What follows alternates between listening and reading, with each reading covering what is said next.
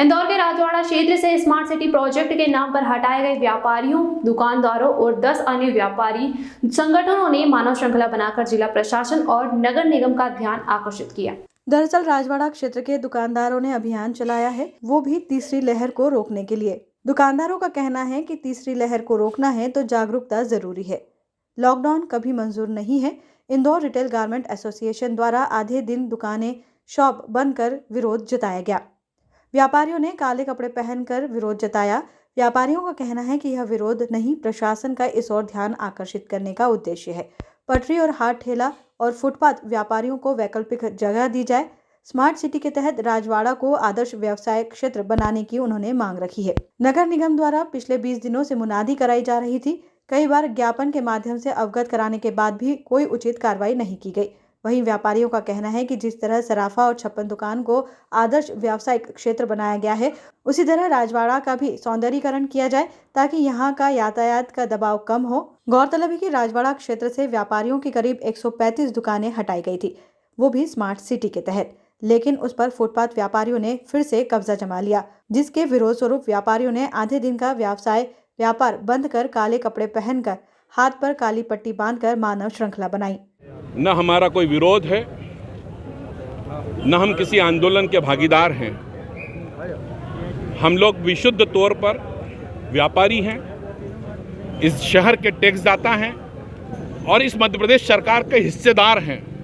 हम कहीं भी किसी भी तरीके से आंदोलनकारी नहीं हैं।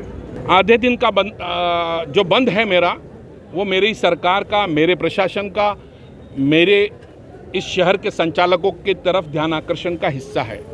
एक लंबी अवधि से मैं अपने पत्रों के जरिए समय मांग रहा था इंदौर प्रशासन से, इंदौर नगर निगम आयुक्त से, माननीय कलेक्टर साहब से। मुझे समय नहीं दिया गया। 20 दिनों से मैं लगातार मांग रहा हूँ। मैं नहीं, मेरी सातों संगठन सामूहिक तौर पर, जिसकी जिम्मेदारी समन्वय की मुझे है, हम सातों संगठन मिलकर एक सामूहिक चर्चा करना चाहते थे। जिस सातों संगठन के अनुरोध पर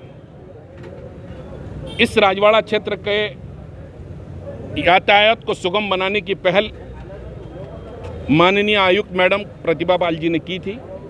20 दिनों तक मुनादी की।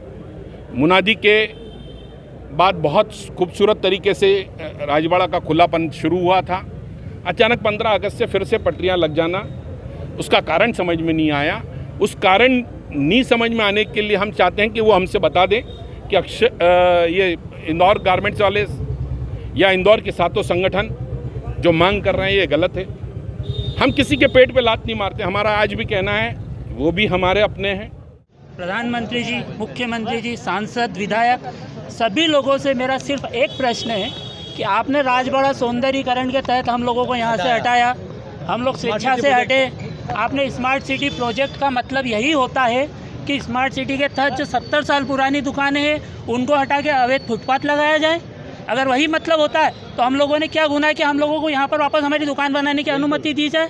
आपने हमको अस्थायी जगह दी थी, हमने 50 लाख रुपए खर्चा करके हमारी दुकानें बनाई है। आप हमको अनुमति दीजिए, हम यहाँ दुकानें बना लेंगे हमारी वापस।